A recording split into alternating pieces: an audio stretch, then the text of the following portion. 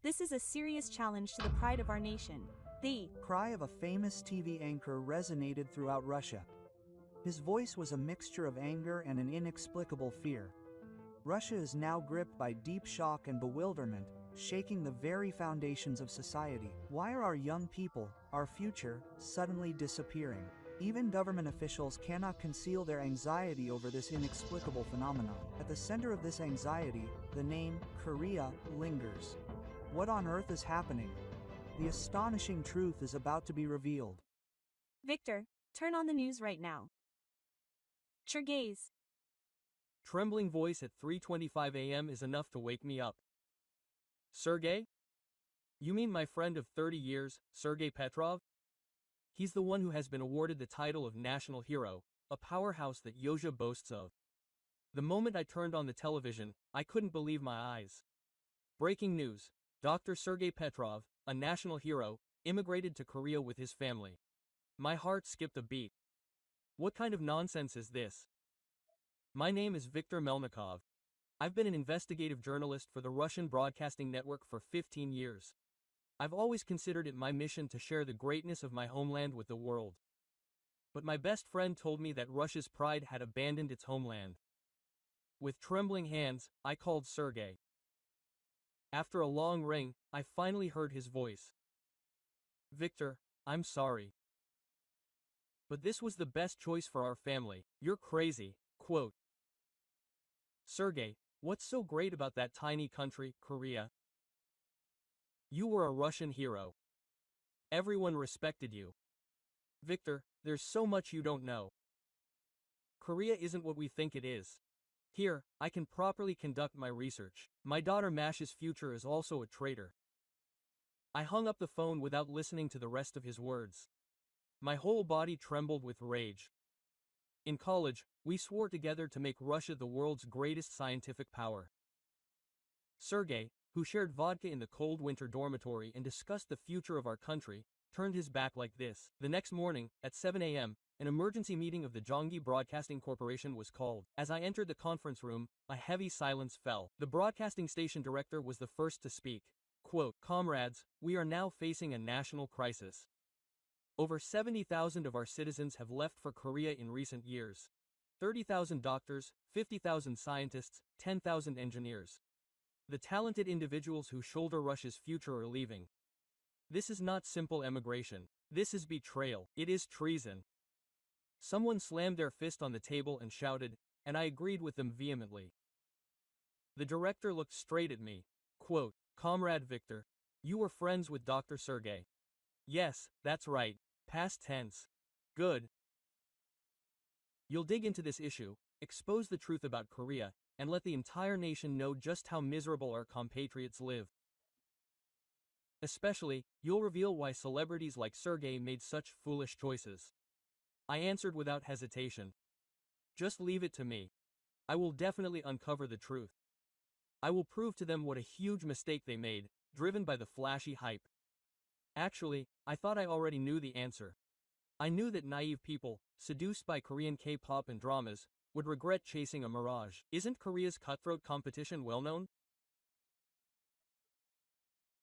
I was confident that if I could vividly capture these dark realities, the world's highest suicide rate, extreme discrimination against foreigners, and the tyranny of the chaebols, it would make a perfect documentary. The reporting period was 3 months. Quote, will that be enough? More than enough. A month will do, I answered confidently. For a veteran reporter with 15 years of experience, this kind of dry information was a daily occurrence. A week later, I was at the Moscow airport with a 5-person film crew. Quote, Sir, here's a list of compatriots we'll be interviewing in Korea. The list my assistant handed me was full of surprising names. Ivan Korolev, chief surgeon at Moscow State University Hospital, Olga Sidorova, researcher at the Russian Academy of Sciences, Natalia Ivanova, principal dancer at the Bolshoi Ballet, and Sergey Petrov. All of these people had moved to Korea in recent years, and most of them had moved with their entire families. It was strange. Moving, not alone, but with an entire family, was a huge decision. What kind of magic had Korea conjured? As I boarded the plane, I took one last look at the Moscow cityscape. The Krasny Min Palace stood majestically beneath the gray sky. I simply could not understand the feelings of those who abandoned their great homeland. I will uncover the truth, Sergey. I will make you realize what a great mistake you made. I vowed to myself. But 6 hours later, arriving at Incheon Airport, I had no idea. Instead of the miserable reality I had been searching for, I would be confronted with a shocking truth that would shake my entire outlook on life. By the time I arrived at Incheon Airport, I had already created a perfect documentary scenario in my head. The first scene was the dazzling Seoul skyline. The second was my fellow Russians lost in that forest of buildings. The third was their testimonies of discrimination and exploitation. The final scene was the moral message that Great Russia is truly the best. With 15 years of experience, I could have created this without even realizing it. But the first crack appeared as soon as I left the airport. Immigration was over in 15 minutes. It takes at least 2 hours from Moscow. This was just luck. On the taxi ride to the hotel, the driver spoke to me in fluent Russian. He must have been reporting from Russia. There have been a lot of Russians coming here lately, especially doctors.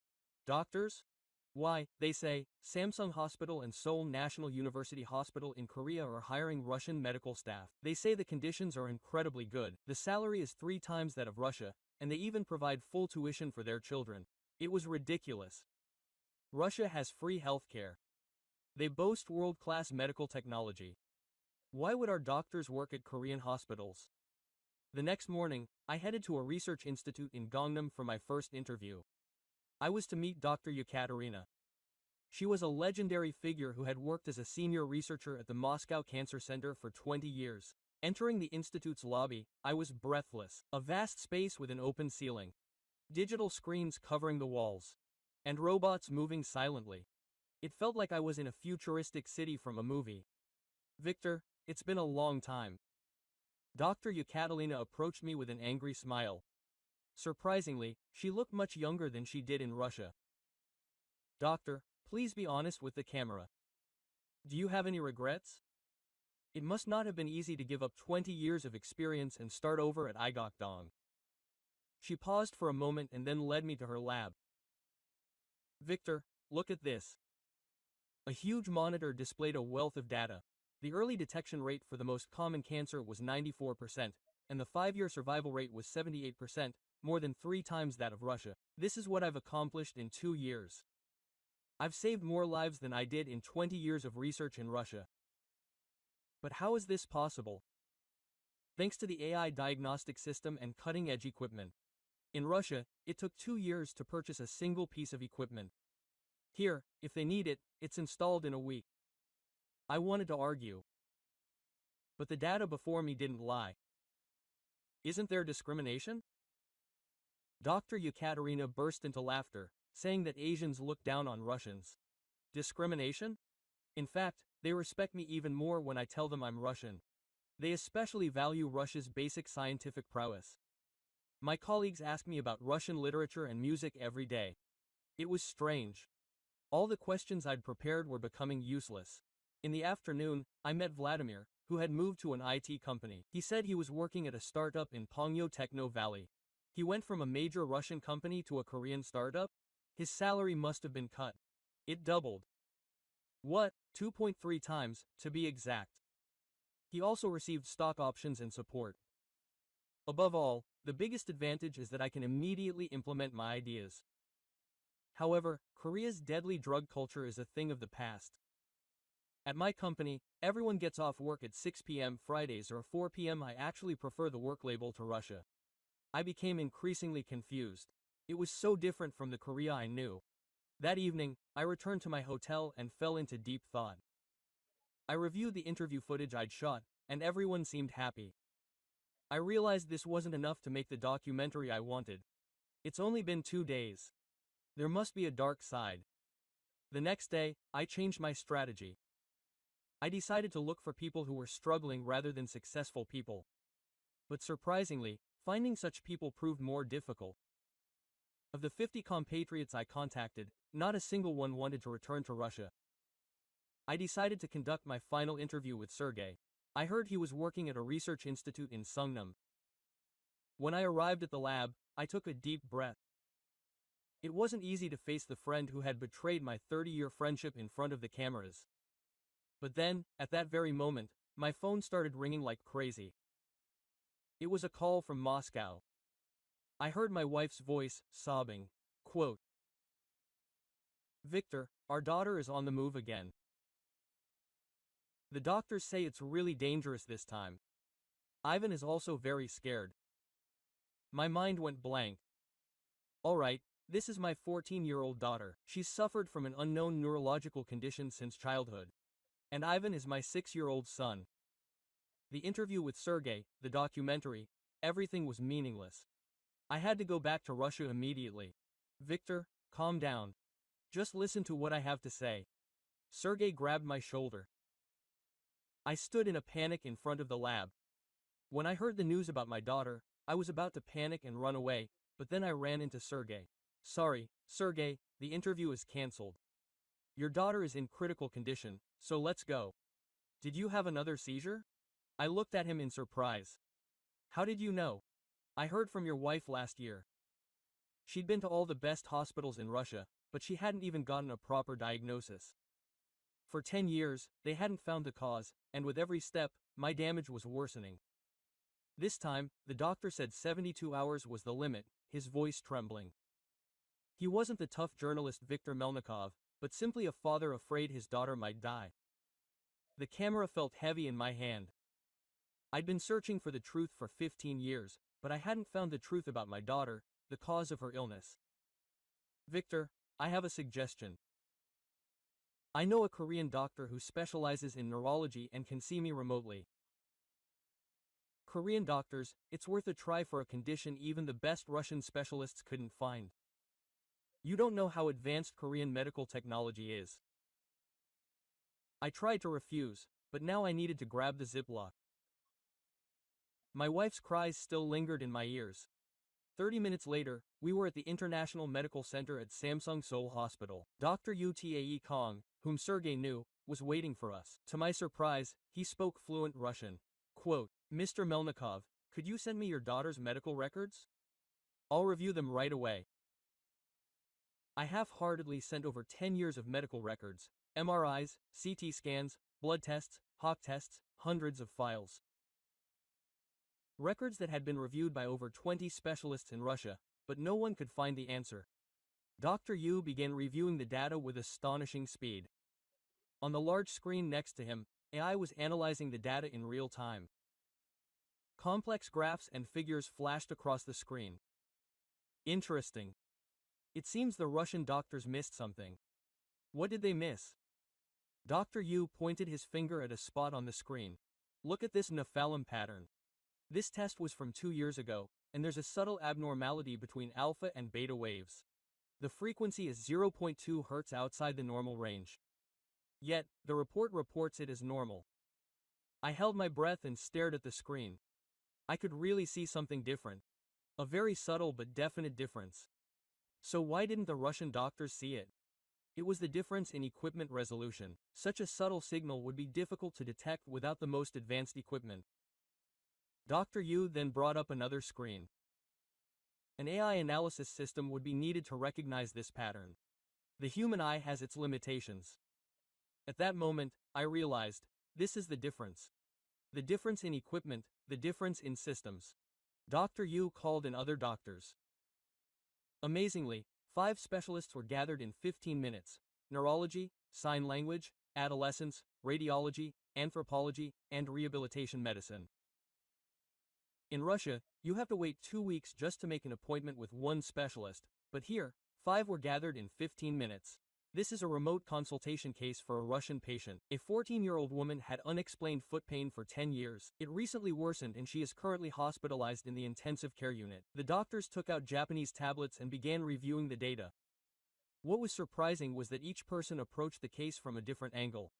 The radiologist spoke first, saying, "I'll reconstruct the MRI image in 3D. It looks like there's something in the hippocampus." The digestive and adolescence specialist looked at the blood test results. "Did you do any genetic testing?" "I can't rule out the possibility of a genetic disorder." The rehabilitation doctor also gave his opinion. "Based on the post-seizure recovery pattern, it seems there's a problem with a specific neural pathway. I watched in amazement. These doctors acted as if they were a single organism, each searching for clues in their respective fields, connecting them, and putting the puzzle together. Then my phone rang. It was my wife. I connected via video call and saw the hospital room. On the screen, I was incredibly pale. I was lying there wearing a hypodermic mask, connected to all sorts of equipment. The monitors showed my pulse and blood pressure fluctuating wildly. Quote, "Honey, my wife's face was streaked with tears. The doctors say there's nothing more they can do." This time, my wife couldn't forget the words because her tremors were so violent. My heart felt like it was being torn apart. I could see beyond the screen. My 6-year-old son was standing next to my sister's bed, his small hand clutching hers. Quote, "Sister, wake up." I heard Bonnie's voice. "Excuse me. Can I speak directly to the Russian medical team?" Dr. Yu interjected. I nodded, and my wife turned the camera to the Russian doctors. The next moment, something amazing happened.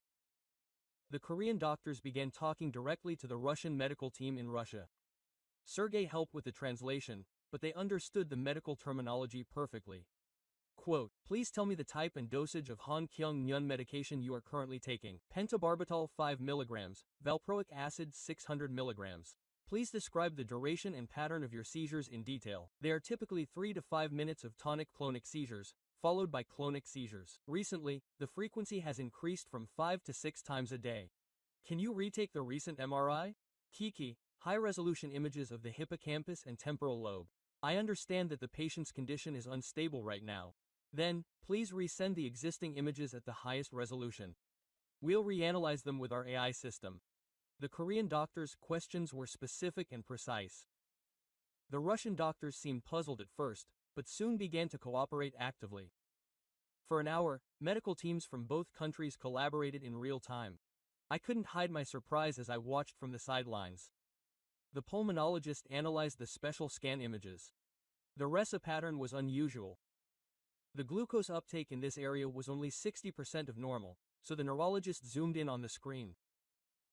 If so, this is likely not simple epilepsy, but a rare disease with metabolic abnormalities. The digestive and adolescent medicine doctor reviewed the genetic data. They found a genetic mutation in SCNA. Dr. Ryu's eyes widened. This was a variant of Drops syndrome. In Russia, we had to wait a week to see even one specialist, but here, 5 people were gathered at once, working together on my daughter's behalf. Even for a Russian patient I'd never met before, I felt my camera hand tremble. In my 15 years as a reporter, I'd covered countless scenes, but I'd never felt my heart race like this. Mr. Melnikov's initial diagnosis was out.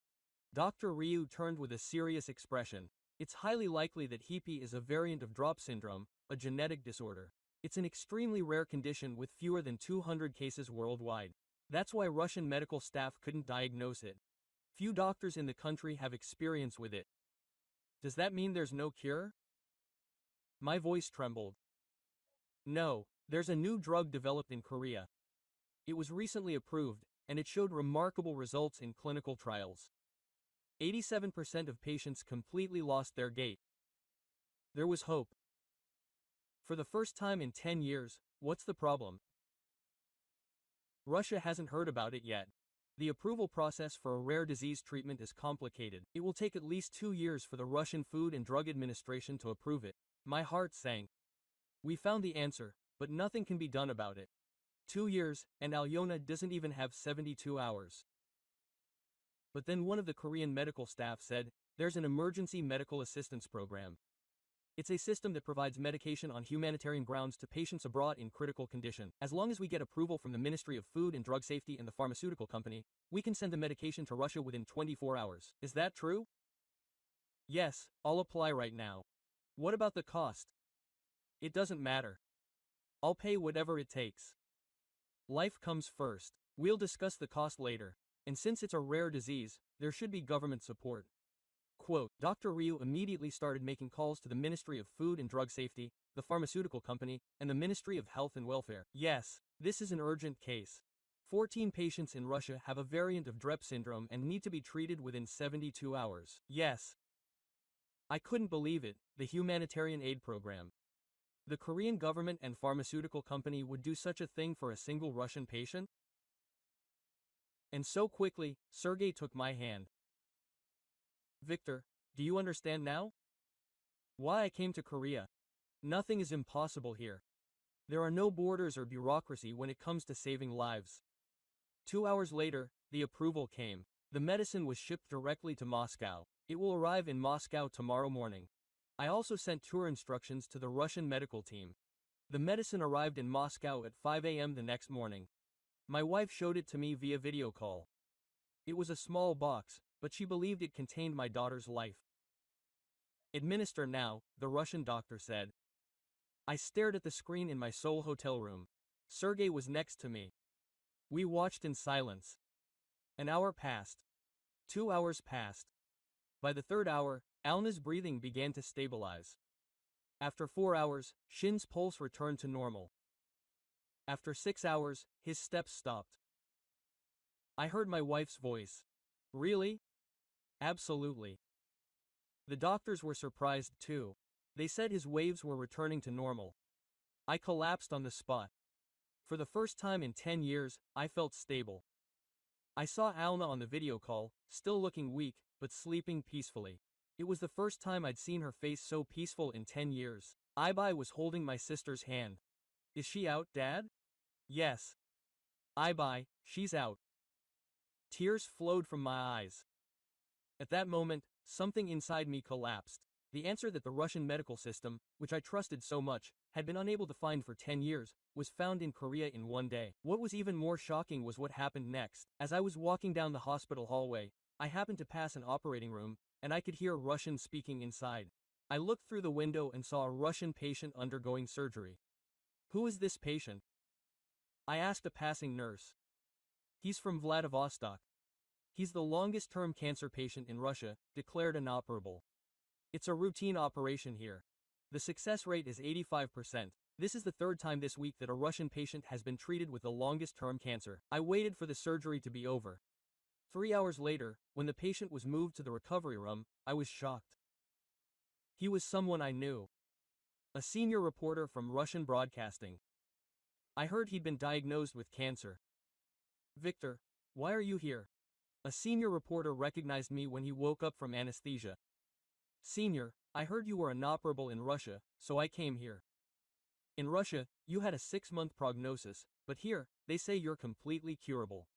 Quote, the senior's voice was weak, but full of hope. You should know. Victor, was it true that Russian medicine, which we believe to be the best, was actually lying to the people for 15 years? No, we did it ourselves. My senior took my hand. Report the truth. Victor, that's the last thing we can do. Put aside your pride. The lives of the people are more important. He didn't finish his sentence. But I knew. Everything we were proud of was an illusion. And that this small country we had ignored was truly creating the future. That night, I called Sergey. Sergey, I'm sorry. I was wrong. Totally wrong. Quote, after reconciling with Sergey, I began to see Korea from a completely different perspective. I even decided to change the direction of the documentary. Now, I'm determined to tell the truth, just as it is. Victor, I'll show you the research institute where I work. You'll understand why Russian scientists come to Korea. His lab, located in Pongyo, Sungnam, surpassed my imagination. The entire building was a massive laboratory, and each floor boasted world-class equipment. Do you know how much this natural beauty mirror costs? 3 billion won. Russia only has 2 in the entire country, but here, in this building alone, there are 5. How is this possible? It's a massive investment by the government and businesses. Korea isn't afraid to invest in the future.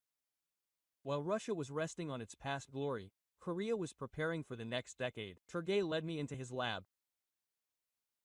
The monitors, which were crammed with complex formulas and graphs, were filled with complex equations and graphs. What are they researching now? Next-generation batteries, technology that could increase the driving range of electric vehicles tenfold.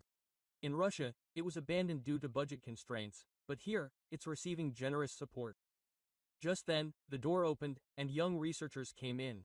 Surprisingly, half of them were foreigners. They came from the US, Germany, Japan, and Russia. Team leader, the experiment results are back. The energy density exceeded the target. The researchers cheered. A smile spread across Sergey's face. See, Victor? This is the research environment I've been looking for. Nationality or age doesn't matter. Only skill and passion are required. Quote, the next day, I visited hospitals where Russian doctors worked. Seoul National University Hospital, Samsung Seoul Hospital, Severance Hospital, the best hospitals in Korea. Dr. Ivan Korolev, whom I met at Seoul National University Hospital, was a star doctor at Moscow State University Hospital. Doctor, why did you leave Russia? To be honest, I couldn't fully demonstrate my skills in Russia.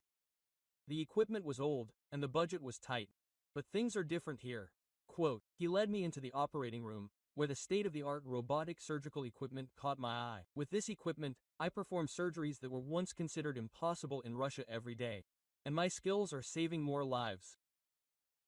After a week of reporting, I was convinced that this wasn't just a simple migration, but a rational choice. But there was a problem. If I made a documentary about this, the Russian government wouldn't stand by. That night, I had a meeting with the film crew. I said, Chief, if we broadcast this story as is, we'll all be fired. I know that. But as a journalist, I can't distort the truth. So what are you going to do? Show it as it is, and accept the consequences. Quote, the next day, I began digging deeper. Why was Korea's healthcare system so advanced? How did the government invest so much? How large was its scale? What were the conditions of its medical staff? The more I investigated, the more surprising the facts became. The Korean government was investing trillions of won in medical research and development every year, and the average salary of medical staff was more than 3 times that of Russia. What was most surprising was the system. Patient-centered care, rapid emergency response, and the proliferation of cutting-edge equipment. This was the future of medicine, I realized. 2 weeks later, Sergey and I climbed Namsan Tower. Victor, have you decided? Yes, I've decided to tell the truth. It's a courageous decision, no matter the outcome. But I'm ready to pay the price. What is a journalist's mission? To convey the truth. Gazing at the night view of Seoul, I vowed. I would definitely share this truth with the Russian people. As 3 months of reporting drew to a close, I decided on the title of the documentary. Pioneers, not traitors. Now it was time to return to Russia and begin editing.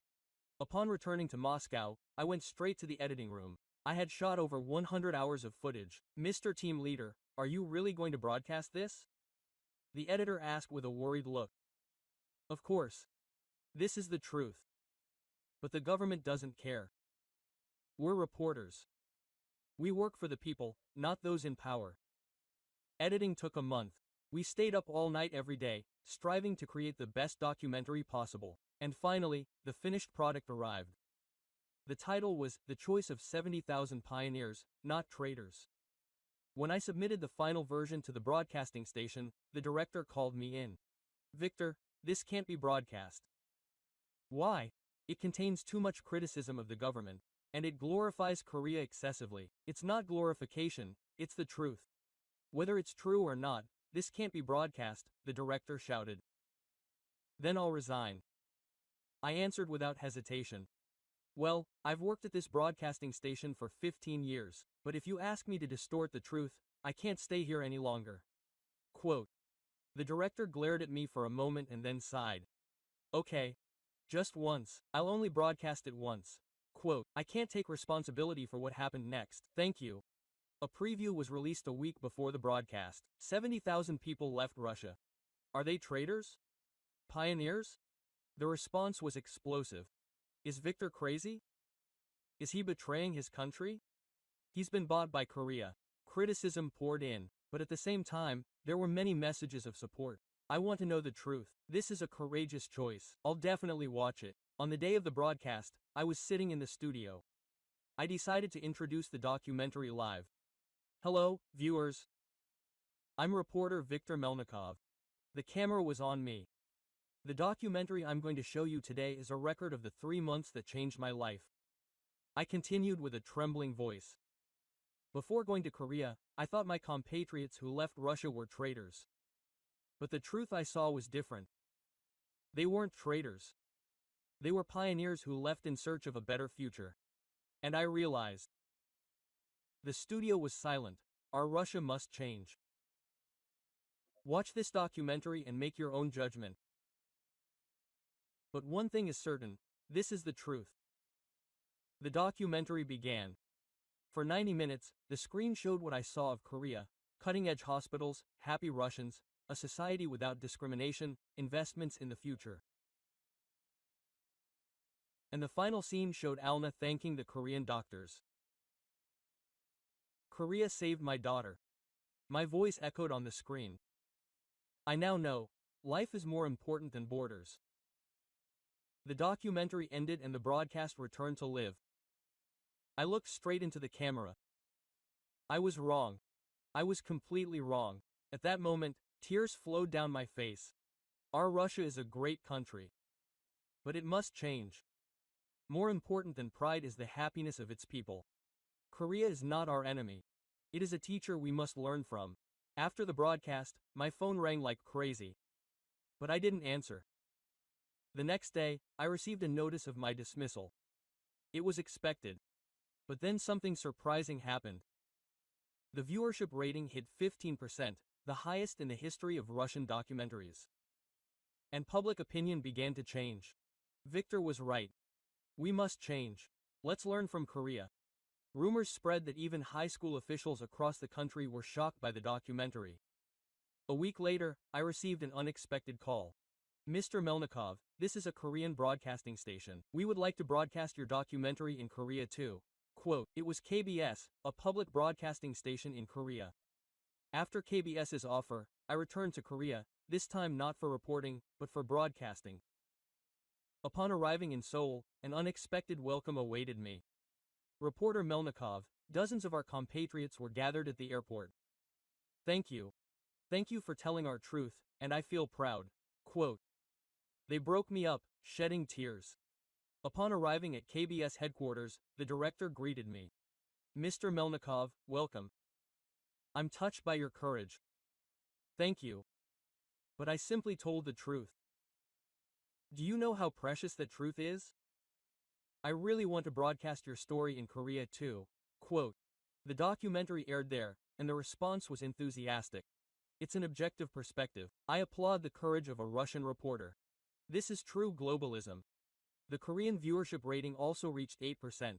After the broadcast, I received lecture requests from several Korean universities. I traveled around the country giving lectures on the topic of the courage to break down prejudice. Then, I received a special offer. Mr. Melnikov, wouldn't you like to work in Korea? The initial offer was to work as a regular reporter at KBS. I'm Russian, so it's even more meaningful. Please play a role in bridging the two countries. I agonized over it. Leaving Russia, Alna said, Dad, I want to live in Korea. This place saved me. Quote. My wife agreed. Honey, let's make a fresh start. Our daughter's health is the most important thing. Quote. I made up my mind. A month later, our family moved to Seoul. Alna enrolled in an international school, and my son Ivan started attending a Korean kindergarten. I started working as an international reporter at KBS. My first report was about Russian scientists settling in Korea. It was about Sergei's research team developing groundbreaking battery technology. Victor, is it because of you? Was it because of the documentary I made that our research attracted investment? Was it because of my skills? No, I broke the stereotype. I showed that Russian scientists can succeed in Korea too. Quote. When I returned home after reporting, Alna ran to me. Dad, I gave a presentation at school today. How did Korea save me? My friends all cried. Even my teacher was touched. Al, now 15, was a completely healthy girl. Dad, I'm going to grow up to be a doctor. Like the Korean doctors who saved me, my eyes lit up. Yes, I know, you can do it. That night, I opened my laptop and started writing a new article. The title was The Possibility of Medical Cooperation in Korea. If my documentary had been a small seed, it was time to nurture it. It was time to build a bridge between our two countries. 3 months after the documentary aired, a chain of unexpected events unfolded. The first change began within Russia. After watching my documentary, Russian citizens began to pressure their government. Why can't we do as well as Korea? Reform the medical system. The lives of our people are more important than pride. What started online spread to the streets. A peaceful demonstration took place in Moscow's Red Square. Viktor Melnikov was standing, and I saw a placard with my name on it. It was an incredible sight. The second change was even more surprising. The Russian Minister of Health issued a public statement. He said he was taking reporter Melnikov's report seriously. He acknowledged the problems in the Russian healthcare system and would seek ways to improve it. The government had recognized my documentary. The response in Korea was also enthusiastic. The two governments began to take action, including expanding the Russian medical training program and granting reporter Melnikov honorary citizenship. A month later, a historic meeting took place in Seoul between the Korean Minister of Health and Welfare and the Russian Minister of Health. I was there as a reporter. The two countries signed a memorandum of understanding for medical cooperation. I was deeply moved to see the two ministers shaking hands. I never dreamed my documentary would bring about such change. The details of the collaboration were concrete: training 500 Russian doctors in Korea, introducing the Korean medical system to Russia, and conducting joint research. Reporter Melnikov, all of this is thanks to you, the Korean media outlet called me. Thank you. But I simply told the truth. That truth changed the world. That evening, I walked along the Han River with Sergey. Victor, you're amazing. You're truly amazing. This is all of our effort. You were the first to show courage.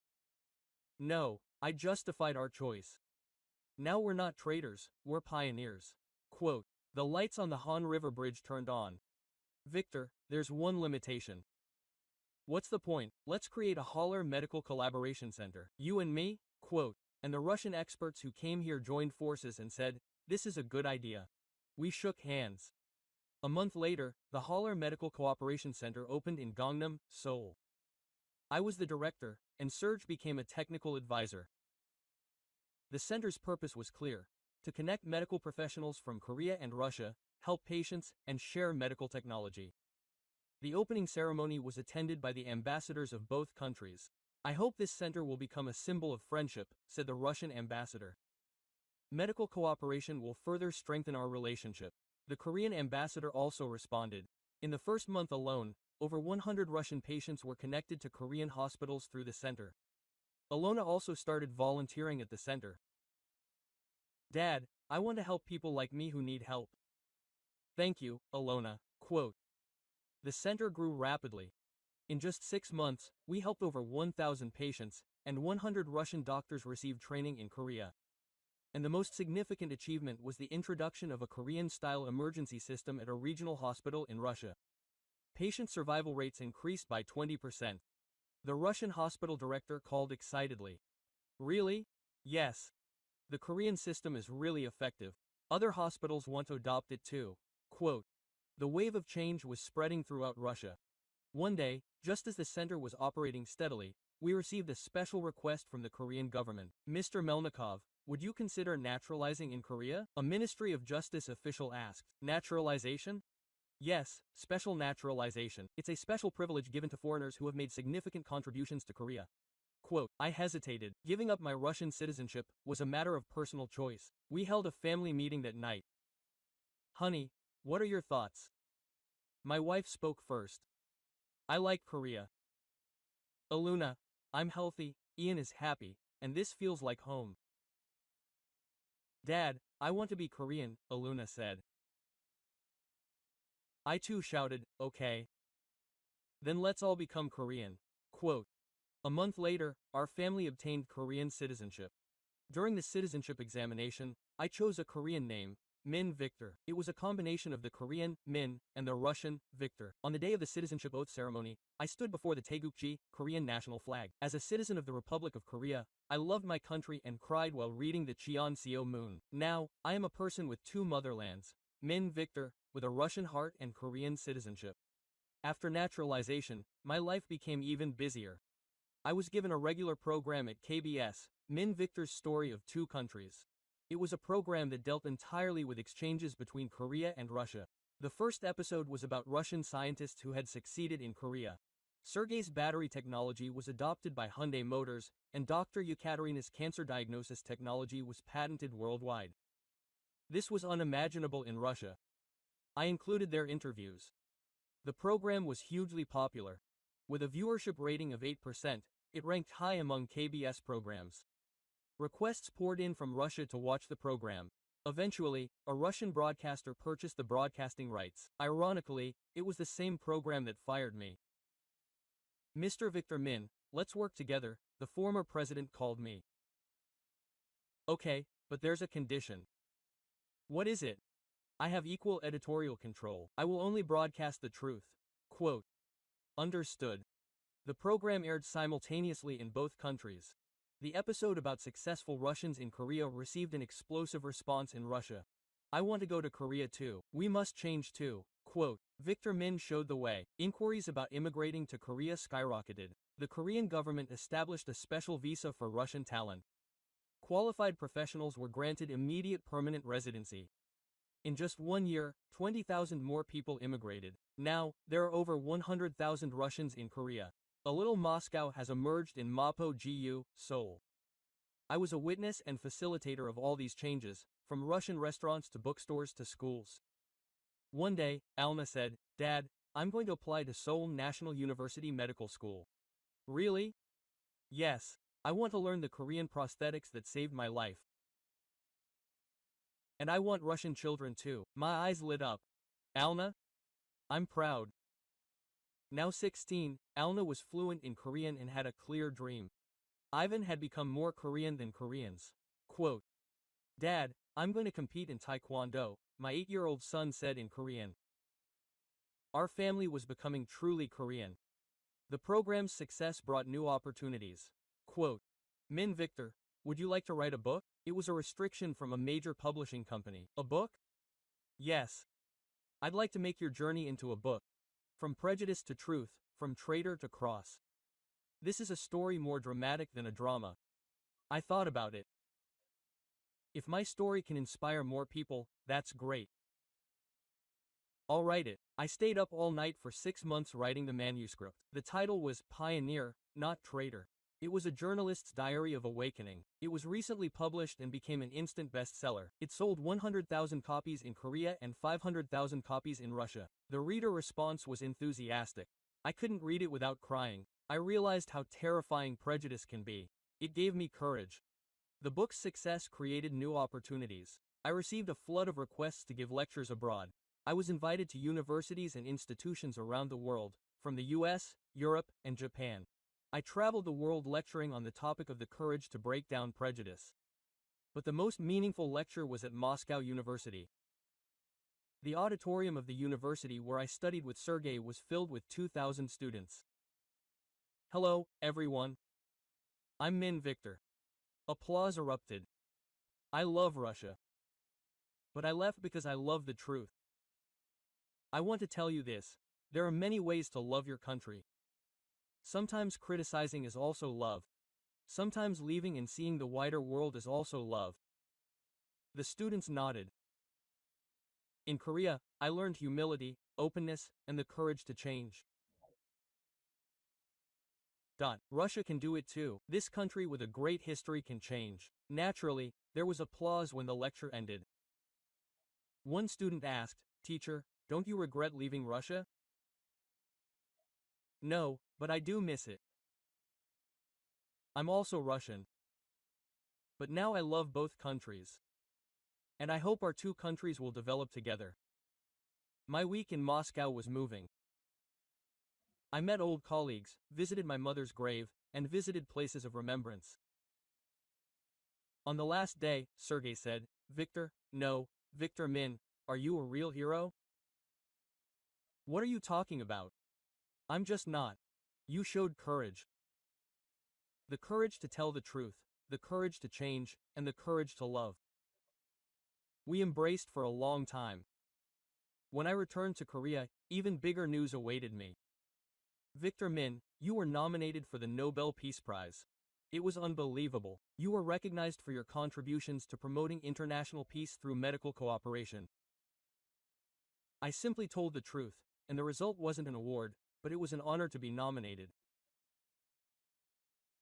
More importantly, my message reached the world. Beyond prejudice, through cooperation.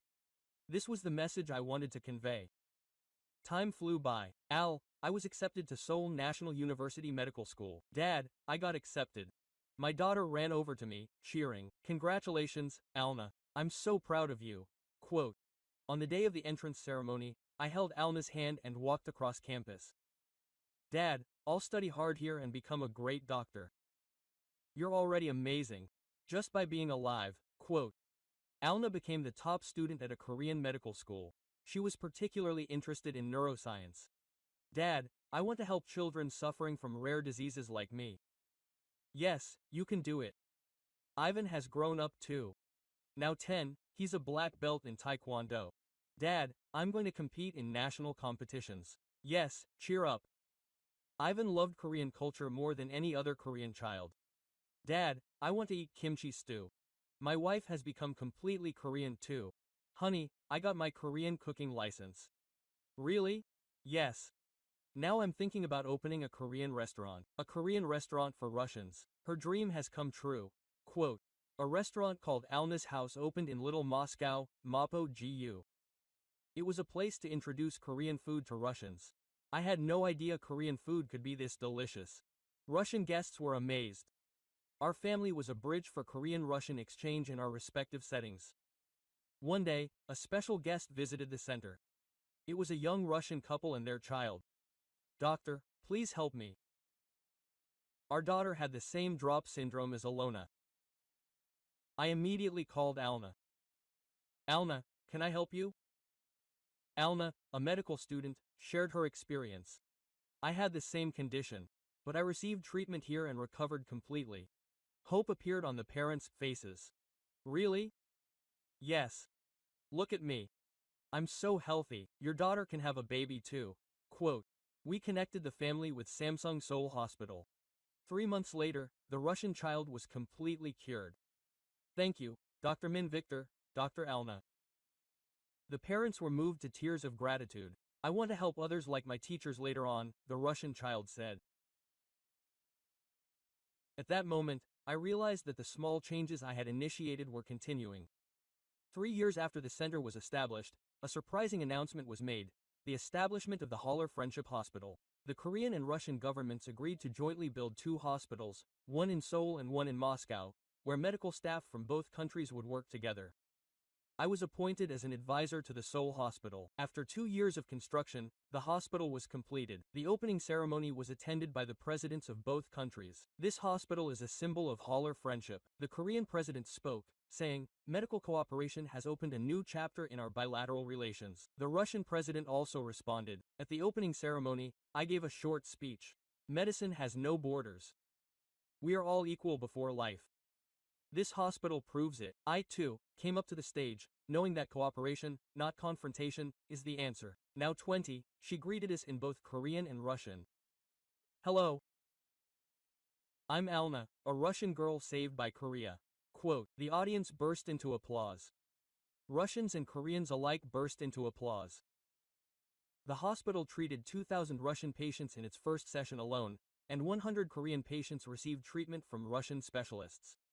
The combination of Russia's outstanding medical and surgical expertise and Korea's cutting-edge equipment produced remarkable results. The Haller cooperation opens new horizons for global medicine featured a special article in the International Medical Journal. The changes extended beyond medicine to other fields. The Haller Center for Scientific and Technological Cooperation was established, and the Haller Center for Cultural Exchange also opened. Sergey, your battery technology has been transferred to Russia. Victor, our technology is being used in Russian electric vehicles. That's amazing. It's all thanks to you. I opened the door. The transformation in Russia has been remarkable. Patient survival rates in hospitals that adopted the Korean medical system increased by an average of 25%. This is not a miracle, but a system, the Russian Minister of Health said at a press conference. It was the same thing I said a few years ago. Russians' perception of Korea has also completely changed. From Korea being about pop music to Korea being about innovation, the number of young Russians studying in Korea has skyrocketed. Not only medical students, but also engineering students and business students came to Korea. Quote, "I want to learn about the future in Korea," was their common response. I continued to play a central role in all these changes. As an advisor to both governments, a broadcaster, and a person who loves both countries, the success of the Hall-Russian cooperation has attracted global attention. Other countries are beginning to show interest, especially Eastern European countries.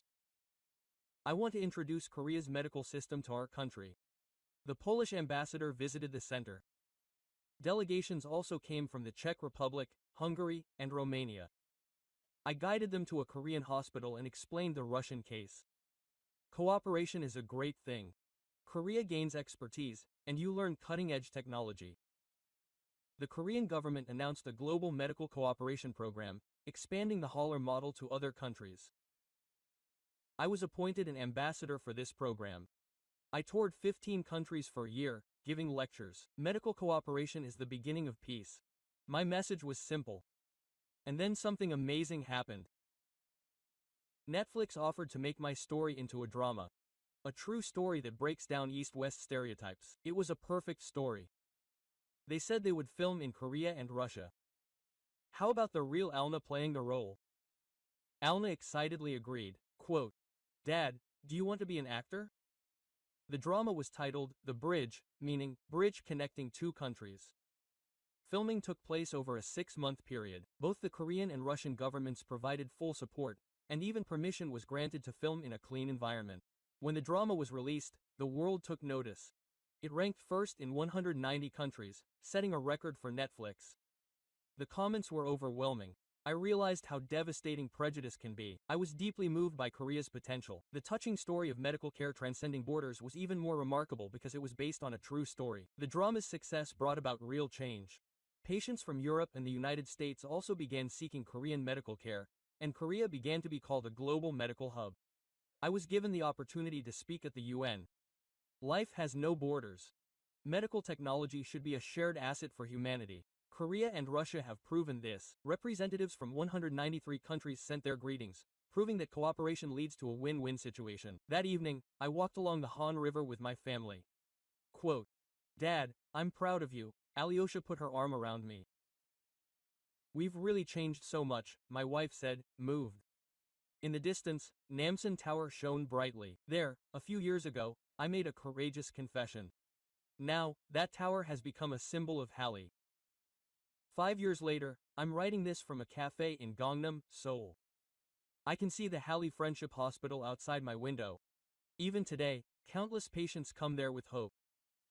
Alyosha graduated from medical school and became a neurologist. She's personally practicing the Korean medicine that saved her life. Like her father, she's become a doctor who can speak Korean to both countries. Ivan has become more Korean than Koreans. He was even nominated for the national taekwondo team, and he loves kimchi even more than I do. Sergey founded a company with his own battery technology and achieved great success. Now, his company is a global enterprise. The Russian emigration, which started with 70,000 people, has now exceeded 200,000. But no one calls them traitors anymore. They call them pioneers. Russia has also changed. It is reforming, using Korea as a role model. There's still a long way to go, but the fact that it started is important. The biggest lesson I've learned is this: the courage to admit the truth. That's the beginning of all change. The courage to break down prejudice. That's the true mission of a journalist. I told the truth because I loved Russia, and I stayed because I respected Korea.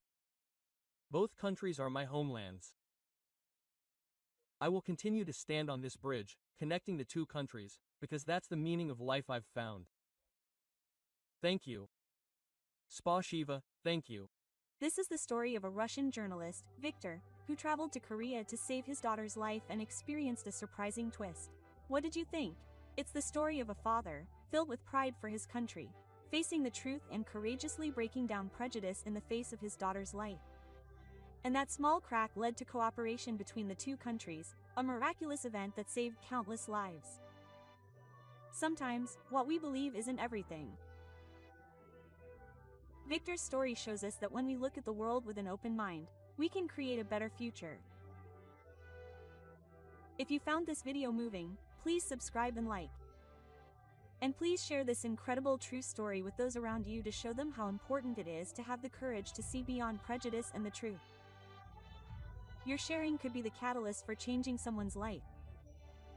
We'll be back with another amazing story next time. Thank you. That was wonderful overseas stories.